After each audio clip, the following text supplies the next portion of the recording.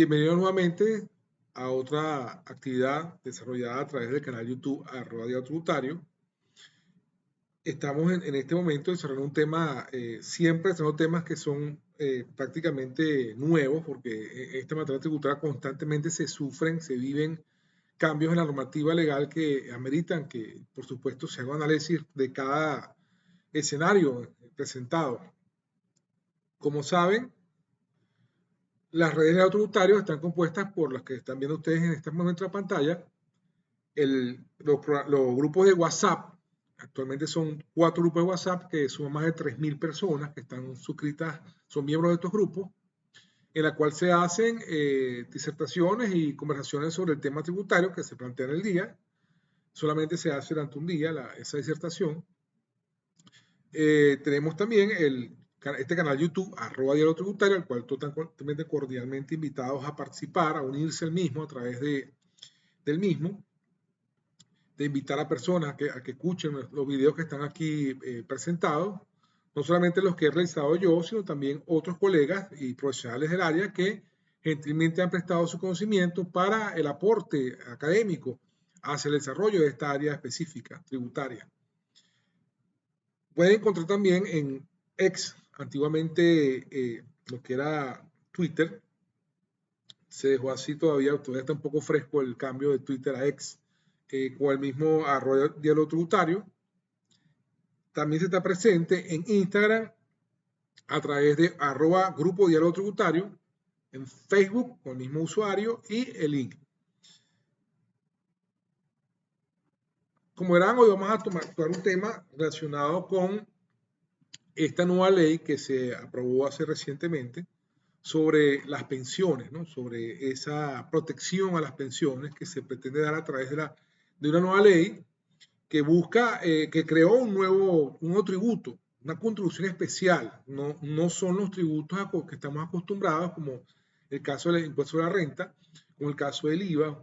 Es un tributo que se creó con esa única finalidad, proteger a las pensiones, en ese caso, ¿no? al pensionado, al ingreso del pensionado. Entonces veamos que como primera característica es que solamente eso, la finalidad de esa ley debería ser esa, aparte por supuesto, si vamos a entrar en conocimiento de los artículos que componen esta norma, sí les puedo adelantar que debemos conocer que la Asamblea Nacional es un órgano político también, ¿no? Está conformada por miembros de partidos políticos que son diputados y aprueban las leyes respectivas, ¿no? Entonces hay un tinte político, por supuesto, en el desarrollo de la norma, en unos artículos, los cuales, por supuesto, no los voy a mencionar, debido a que por esa característica no aportan, no tienen un aporte para, académicamente para efectos tributarios, ¿no? Sino el interés de nosotros es conocer el tributo, ¿no? En este caso, esta ley especial, ¿qué es lo que crea? ¿Qué es lo que hace? ¿Qué tributo está haciendo? Una contribución especial. Recordemos que el Código Tributario es la máxima norma que regula no solamente a los impuestos que conocemos, sino también este tipo de tributo. Entonces, es lo primero que vamos a indicar, que esta es una norma especial, sin embargo, en jerarquía está por debajo del Código Tributario, es decir, que ella va a depender en materia tributaria exclusivamente de esta norma. Vamos a ver más adelante que en materia sancionatoria hay cierta colisión con respecto a lo que es el Código Tributario, ¿no? Entonces veamos que dónde vamos a encontrar, en principio, en el artículo 1, siempre vamos a escuchar, a leer sobre el fundamento de cuál fue la origen de la creación de este tributo, ¿no? de esta contribución especial. Yo solamente me voy a remitir al párrafo segundo, perdón, de ese artículo, donde define cuáles son, indica que son esas pensiones, esa vejez, esa incapacidad. Se remite este artículo a través de ese párrafo segundo, remite estas definiciones a la ley específica de seguridad social.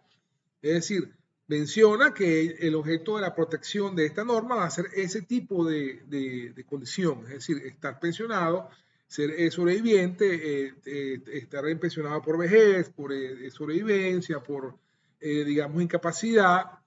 Es una de los requisitos que establece la norma, que solamente es para ese tipo de protección, ¿no? Para, digamos que a través de ese aporte tributario se logre el fortalecimiento de ese pago que se le debe realizar a estas personas por estos conceptos. Entonces, ya sabemos que estas personas deben ser entonces pensionadas a través del Seguro Social, el organismo competente para indicar quién está pensionado y quién no. Y una vez que se obtiene esa calificación de pensionado por vejez, por invalidez, por incapacidad, en fin, por las definiciones que vamos a decir, entonces estas personas serán beneficiarias de este tributo, ¿no? Pero no directamente, porque quien va a recaudar ese tributo es el Ejecutivo Nacional a través del CENIAT. Eso lo vamos a ver en otro artículo, cuando se le da competencia al CENIAT para este tipo de tributo. Como vamos a ver también, hay ciertas, vamos a ver que el tributo una ley tributaria tiene que tener ciertas características que puedan permitir, digamos, su ejecución. Una, por supuesto, ya estamos definiendo cuál es el objeto de realmente tributario, ¿no? Repito, no políticos sino tributarios, es solamente para proteger a los pensionados de sus ingresos. No conozco, no puedo afirmar que es para coincidir con mejorar los ingresos de los pensionados. Sabemos que en este momento la pensión no es suficiente. No sabemos si la intención es continuar, lograr tener los fondos para continuar con el pago que están realizando o para posteriormente hacer un aumento sustancial en las pensiones. Eso no lo dice la norma, solamente es para proteger, como dice ella, las pensiones, ¿verdad? El pago de las pensiones a las personas que tienen ese beneficio.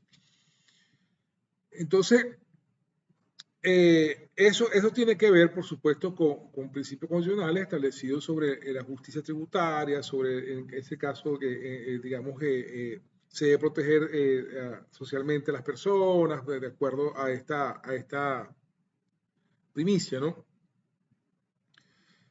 Entonces, como les dije, ese artículo 2 que vamos a continuar leyendo, que vamos comentando, se refiere entonces que esta ley va a buscar fortalecer lo que acabo de decir, fortalecer ese ingreso que obtienen los pensionados a través de esa pensión que reciben mensualmente. Entonces, es otro de los objetos principales, por supuesto, fortalecer, favorecer el establecimiento respectivo, ¿no? Y el numeral segundo de ese artículo nos habla que los titulares de las pensiones de seguridad social que les permita con este aporte, ¿verdad? Se le busca que les permita vivir con dignidad, es decir, que ese dinero que que cobran mensualmente les permita vivir con dignidad, no solamente para sí, sino para sus familiares, para, digamos, su subsistencia, inclusive habla de actividades intelectuales, es decir, es bastante amplio el concepto que rige esta materia para decir entonces que no solamente va a ser objeto de este concepto, ¿no? Sino que su finalidad supuestamente va a ser entonces a través de este fortalecimiento ampliar mucho más lo que ahora estamos conociendo de cuál es el alcance de este beneficio.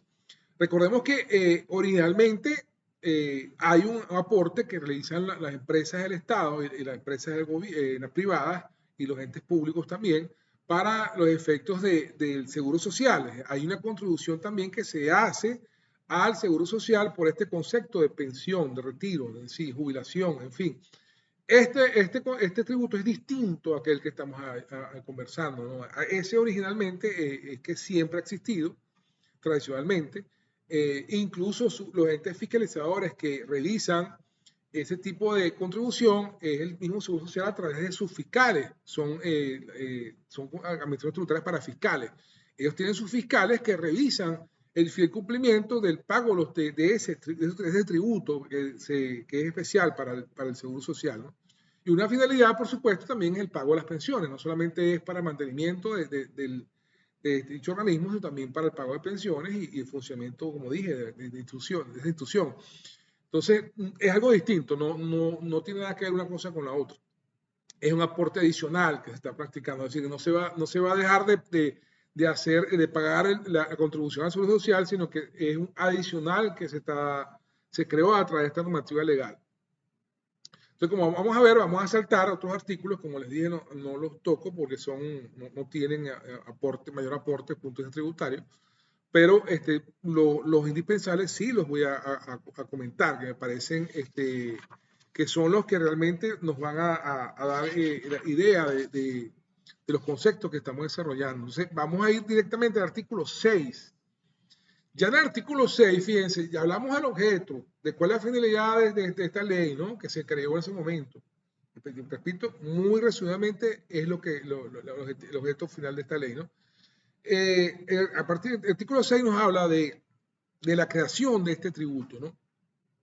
Es en ese momento que se indica la creación de esta contribución especial. Entonces, aquí hay que señalar que hay que subrayar que es aplicable a todas las personas jurídicas,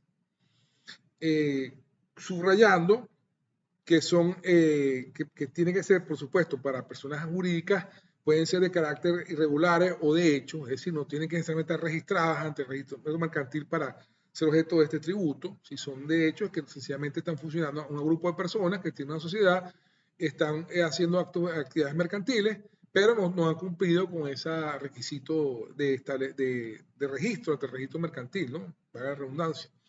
Por eso entonces ellas también, según esta norma, son obligadas al pago de este tributo, en este caso. Entonces, pero veamos que hay algo que es importante señalar, que este artículo nos habla que tiene que ser de carácter privado, es decir, excluye, en este caso, a todas las empresas del Estado, los entes públicos del Estado los excluye de esta contribución especial.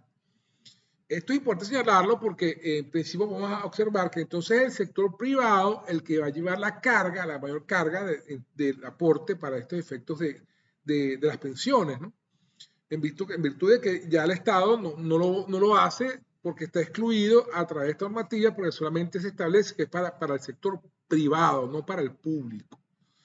Es algo un poco considerando que la mayor carga de empleados en Venezuela la tiene el Estado venezolano, no solamente el gobierno nacional, estamos hablando del Estado en general, municipal, estatal y nacional, es la carga más grande de empleados que existe.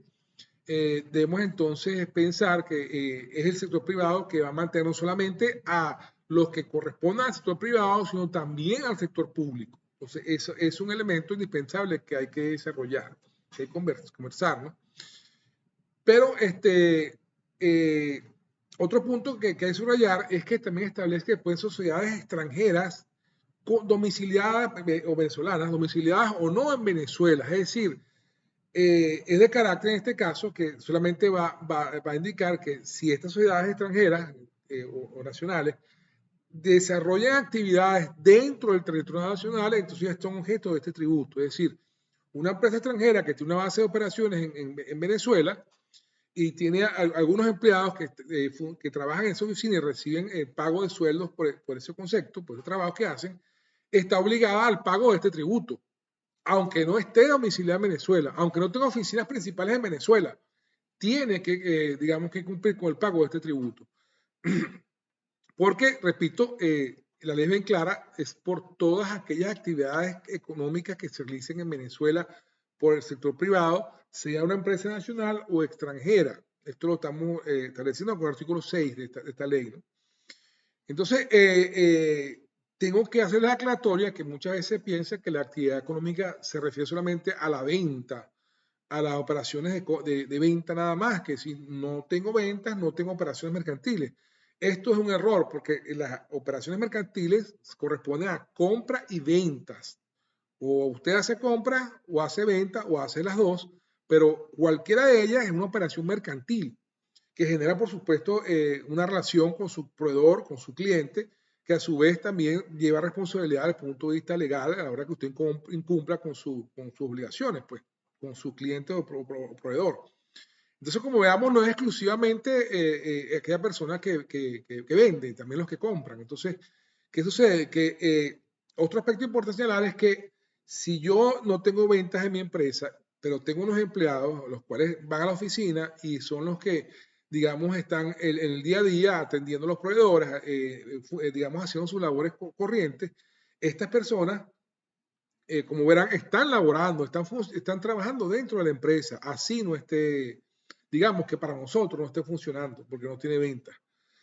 Esto siempre les voy a comentar, por supuesto en este canal YouTube, Diario Tributario, hay un video especial de qué debo hacer en el caso de que la empresa esté inactiva, ¿no? Si debo notificar al Senado o no, o a las administraciones tributarias municipales. Vamos a, repito, concentrar en este caso muchas veces la definición de administración tributaria en general, ¿no? Porque no solamente el Senado es una de ellas, hay otras más, las municipales son muchas más todavía. Entonces, para los efectos tributarios, esta notificación, si debo hacerla o no, lo vamos a observar en ese video que está en este canal, @diálogo tributario en YouTube.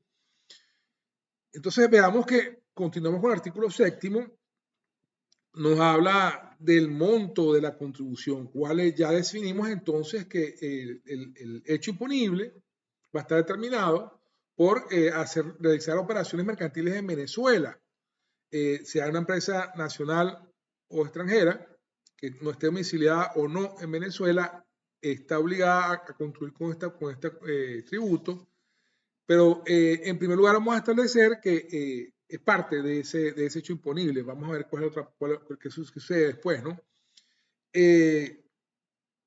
Ya el artículo 7 nos habla de cuál va a ser ese porcentaje, cuál va a ser esa alícuota que se debe entonces considerar para el cálculo de este tributo.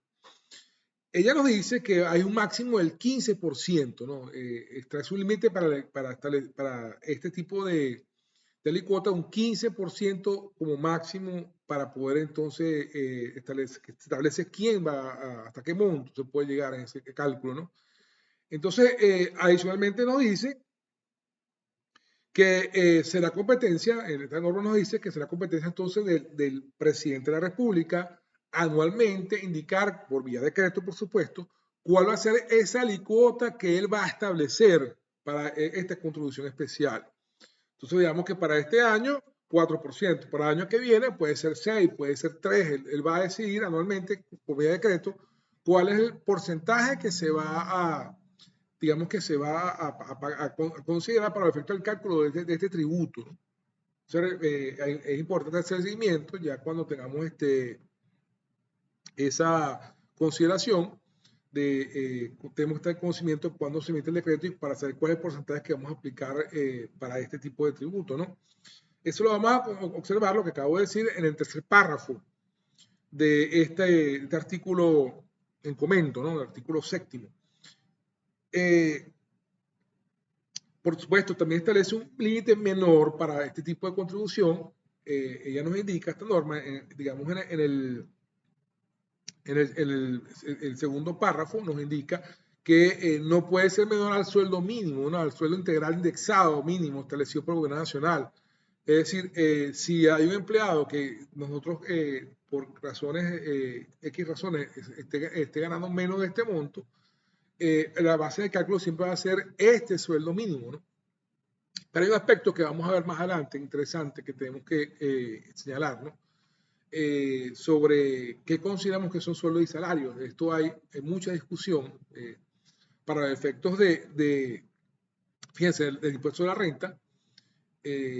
Hay otro video en este canal, el canal de YouTube, desarrollado por cierto por el colega José Ferreira, sobre qué se debe considerar para los efectos del impuesto de la renta como sueldo y salario y qué no se debe considerar. Ok, en esta ley, fíjense que lo interesante es que ella define cuáles son esos beneficios que van a ser considerados por efectos de este cálculo de este tributo, ¿no? Entonces, a los efectos nos indica que no solamente va a hacer ese pago por sueldos y salarios que debe realizar el patrono, que base de cálculo, ese porcentaje de la base de cálculo que se va a aplicar, sino que también entonces pueden ser los otros beneficios que reciba el trabajador que no sean recurrentes, que no sean continuos, bonificaciones especiales, en fin, que no sean parte del sueldo, también puede ser considerada para efecto del pago de esta contribución. Entonces, fíjense que aquí entonces se trata de evitar, bien es cierto, decir, bueno, si por la vía de que no se ha considerado sueldo por una modificación especial, entonces por esta vía yo voy a tener que tributar porque esta norma dice que también debo hacer el cálculo a esas bonificaciones especiales que no sean regulares y que son pagadas a mis empleados en este caso. Eso es interesante lo que se establece en este caso, ¿no? Entonces, veamos que la competencia de este tributo, de este caso del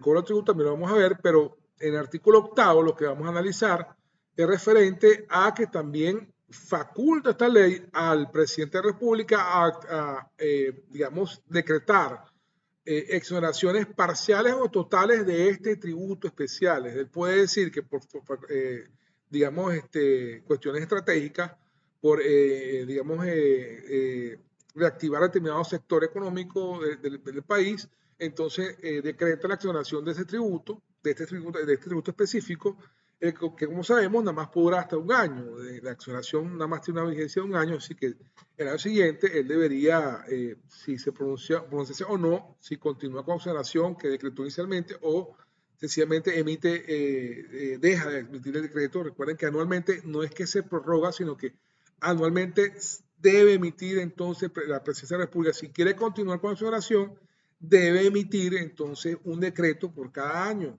En este caso, por supuesto, hay que considerar que en esas exoneraciones se establecen requisitos también para poder gozar de este beneficio. No se otorga, digamos, de manera inmediata y directa, sino que también hay requisitos que establecen para poder gozar de este beneficio, y eso hay que conocerlo en este caso, a la hora de ver el decreto respectivo, ¿no? Entonces veamos que ¿cuándo se va a establecer el pago de este tributo? ¿En qué momento? ¿Cuál es el periodo de imposición? El artículo 9 nos habla de que el periodo de imposición va a ser mensual, es decir, por supuesto, en principio debemos conocer que debe haber el pago del sueldo y salario a los trabajadores, que es para luego hacer el cálculo posterior, es decir, cerrado el mes respectivo, entonces al mes siguiente se va a realizar la declaración y pago del tributo. Si bien es cierto que esta norma no establece la fecha para el pago de estos tributos, sí al otorgarle, como vamos a ver entonces, las facultades de administración del tributo al CENIAT, entonces ese ente recaudador es que establece de la manera como se va a pagar ese tributo y por dónde se debe declarar. Entonces ellos establecieron un programa, vamos a decir, un programa de declaraciones para los contribuyentes que tengan que declarar este tributo. Voy a hacer una acotación importante, es que cuando hablamos en principio de esas empresas del sector privado, jurídicas, que están obligadas al pago de este tributo, estamos hablando de sociedades, de compañías anónimas, pero en virtud de la redacción de la norma, de esta norma, se excluyen a las firmas personales. Por un lado, las firmas personales no son unas sociedades anónimas, no son compañías anónimas, es la persona natural que se constituye como comerciante y que a su vez realiza esa actividad de comercio, pero no es la figura, no es una persona jurídica como tal, es la misma persona natural que ejerce la actividad mercantil de comercio. Por tal razón, por la redacción de la norma, de lo que estamos conversando, estas firmas personales están excluidas por la norma, no porque yo lo pueda indicar, sino que es bien clara cuando dice que en este caso solamente aplica para las personas jurídicas de carácter privado. Entonces, repito, en este caso no aplicaría para fines personales, no son contribuyentes de este tributo.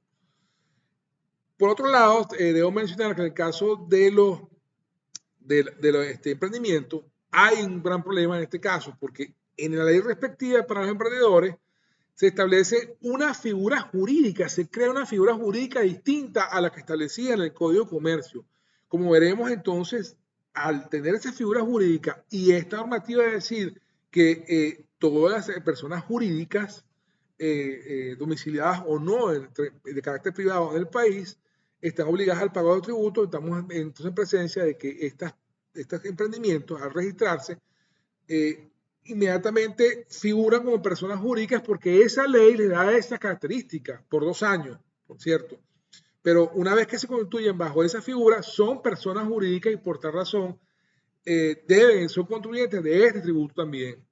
Es algo que realmente, como les dije, la redacción de la norma sí tiene su inconveniente, no se consideran a los emprendedores para este caso. Entonces, aquellos emprendedores que tengan empleados estarán obligados a hacer el pago de este tributo.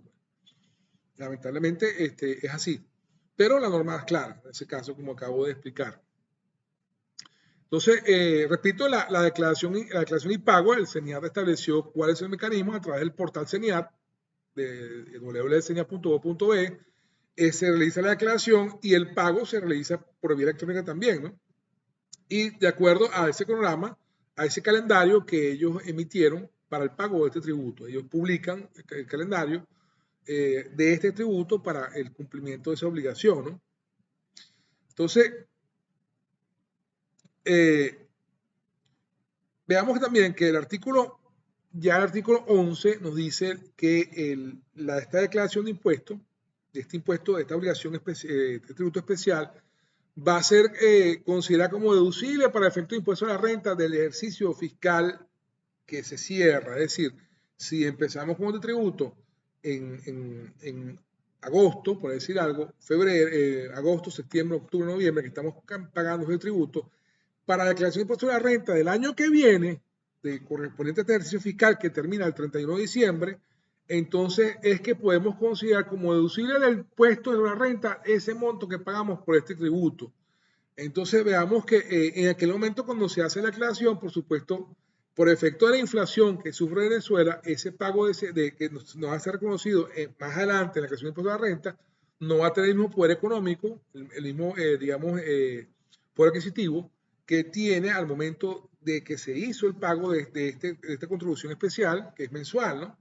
Entonces, eso sí que hay que indicarlo, ¿no? Que, repito, debemos entonces considerar el pago del tributo como para el año siguiente, para ahora hacer la declaración de impuesto de la renta de las personas jurídicas como deducible de impuesto de la renta. Es la manera que tiene este tributo de poder, digamos, ser considerado a los efectos del funcionamiento normal de las empresas, ¿no? Ahora bien, veamos que entonces el artículo 12 nos establece también que aquellas personas que hagan la declaración y pago fuera de plazo a ese programa que establece el CENIAT, van entonces a ese pago que realizan fuera de plazo va a generar unos intereses moratorios, unos intereses que están obligados a pagar de acuerdo a lo que establece el Código Tributario, porque esta ley entonces nos lleva al Código Tributario, y aquí vamos a tener un poquito de discusión más adelante, nos lleva a esa norma y nos dice que va a ser de acuerdo a lo que establece el Código Tributario en esta materia, ¿no? Entonces, en esto el COTE es bien claro, ¿verdad? Vamos a ver vamos a establecer que allá nos indica que el Código Tributario nos indica que va a ser 1.2 veces la tasa promedio de mercado de los cuatro primeros bancos principales de Venezuela. Esa tasa de interés que ellos cobran, de esos cuatro primeros bancos, ellos van el 1.2% de ese promedio de esos cuatro bancos. Y esa tasa de interés debe ser publicada por el CENIAT una vez al mes. Al cerrado el mes, esa institución debe publicar cuál es la tasa que se va a utilizar para los intereses respectivos de las obligaciones tributarias que están, en ese caso, ya pagadas fuera de plazo. Entonces, otra parte importante señalar es que el artículo 13 nos indica qué sucede si yo no declaro o declaro fuera de plazo este tipo de impuestos, otro tipo de tributo, un tributo especial. Entonces, ellos nos indican que va a ser la sanción de 1000 veces la moneda de mayor valor, sea fuera de plazo o no haber hecho la declaración, va a ser la sanción de 1000 veces la moneda de mayor valor. Entonces, aquí vamos a entrar en contradicción con el Código Tributario, porque allá se nos indica que la sanción por presentar fuera de plazo la declaración de impuestos es de 100 veces la moneda de mayor valor. Entonces, veamos que hay una contradicción entre la normativa especial respecto a lo que indica el Código Tributario.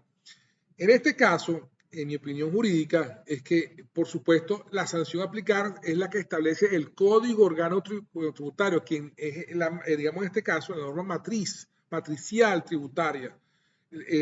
No se debe aplicar esta sanción de 1000 veces la moneda de valor porque el Código Tributario, por supuesto, como dije en un principio, tiene mayor jerarquía desde el punto de vista de la normativa legal Y adicionalmente, cuando colide una norma especial como esta con el Código Tributario, por estas condiciones que les acabo de decir, hace que sea inviable la sanción establecida en norma especial. Entonces, esas 1000 veces de moneda de valor no debe ser la sanción que se emite, sino lo que establece el Código Tributario. Recuerden, estamos hablando de 100 veces de moneda de valor, no 1000 veces de moneda de valor, ¿no? Considerando nuevamente que esto es por periodo, ¿no? Recuerden que este tributo es mensual, por razón, si son 10 periodos que no se han pagado, que no se han declarado, entonces son 10 sanciones que se van a emitir. Imagínense que sea 1000 veces la moneda de valor por esos 10 meses. Estamos hablando de ese caso de 10.000 veces la moneda de valor. Entonces, es algo confiscatorio que esta norma, por cierto, dice en esa justificación política que les comenté, que tiene entonces el respeto a la justicia tributaria, a la igualdad, al principio de no confiscación. Esto lo indica. Entonces, en este concepto, si yo voy a hacer bien hincapié, que a la hora de sancionar, la Administración Tributaria Nacional debe aplicar el Código Tributario. Lo contrario, se va a exponer que se vaya, por supuesto, al contencioso y allá entonces se puede evidenciar que al estar esta norma en contradicción con el Código Tributario, la sanción aplicable va a ser el Código Tributario. Por tal razón, va a ser entonces que esa sanción que se emita va a ser, digamos, determinada como fuera de lugar, no va a ser, no va a ser no va a corresponder. Entonces, recuerden que estamos hablando que esos intereses, que repito, voy a volver a los intereses, porque cuando se emite una sanción de este tipo, estamos hablando solamente por incumplimiento de forma, por entrar fuera de plazo la declaración o por no presentarla, sino a la hora del pago se tendrán los intereses que ya conversamos.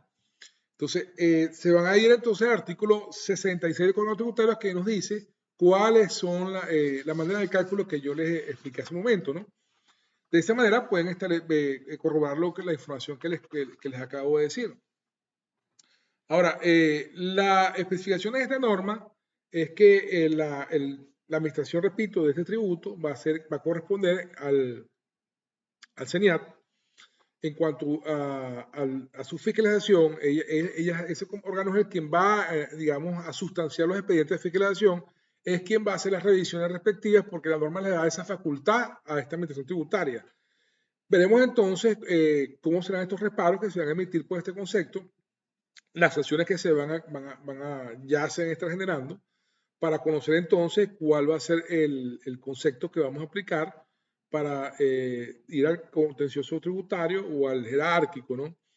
Ya definidos estos puntos, ya vemos que entonces este tributo tiene las características esenciales para poder saber el hecho imponible, que, repito, son a realizar actividades económicas en Venezuela y realizar el pago de sueldo y salario por este concepto también a las personas que laboran en la empresa. Entonces, si hay ese concepto de pago por sueldo y salario, se genera el tributo. Tiene que haber esa actividad económica. Si no hay actividad económica, la empresa está inactiva, no tiene empleados. Pero si hay actividad económica, si tengo, como les dije, tengo puras compras, no tengo ventas, pero tengo empleados de la empresa, porque son los que se encargan de recibir la mercancía, son los encargados de controlar que sea óptimo lo que se recibe, la factura que llegue cumpla con los requisitos establecidos por el señal. Entonces, esas personas son a recibir sueldos y salarios, nos obligan a la empresa a que se debe hacer el pago de esta contribución especial. Entonces, veamos que tiene esas características: actividad mercantil y pago de sueldo y salario. Esas condiciones, no importa que esté domiciliada fuera de Venezuela. Y una tercera característica es que que sea de carácter privado. Las empresas del Estado no tienen no son contribuyentes de este tipo de tributo, porque las excluye cuando hablamos al principio de que solamente se establecía que para el sector privado, en este caso empresas del sector privado, no las públicas. Espero entonces con esta conversación que he tenido hasta ahora con ustedes, haber dado un aporte, por supuesto, al crecimiento de materia tributaria. Como este tributo, hay otros más que van a ser conversados. Hay por ahí un anteproyecto de ley que se está discutiendo en la Asamblea Nacional que vamos a esperar que ya sea aprobado, o sea, promulgue esa ley para conversar sobre la misma. precisamente tiene que ver con esa concentración que se quiere hacer de todas esas contribuciones especiales en un solo ente que diseñar. Eso lo vamos a más adelante, esperen ese video, va a venir más adelante, mucho más adelante cuando tengamos ya esa ley en mano. Pues. Entonces, recuerden que tienen a su disposición las redes de tributario, el WhatsApp, los grupos de tributario disponibles. Semanalmente hacer una actividad, como dije al principio, de digamos, grupo de aporte, donde sencillamente se realizan disertaciones y comparaciones de materia tributaria exclusivamente académicas. Nuestro canal YouTube, Arroyo Tributario, al cual están ustedes observando, también está disponible para que ustedes puedan suscribirse, apoyar este proyecto y observar de manera gratuita, totalmente gratuita, todos los temas que se desarrollan en el mismo. Recuerden que no solamente es mi persona quien ha desarrollado videos como este, sino también hay otros profesionales que han sido invitados al canal y cordialmente han aportado su conocimiento para el desarrollo de nuestra área. Muy agradecido, por cierto, a cada uno de ellos. Tenemos el arroyo tributario por el antiguo Twitter, ahora X. También tenemos el arroba grupo diario tributario por Instagram, Facebook y LinkedIn. Siempre entonces invitados a participar en todas las actividades de los tributarios en apoyo al crecimiento profesional de las componentes del grupo y de cada uno de estos y personal sobre esta materia tan interesante e importante a nivel nacional.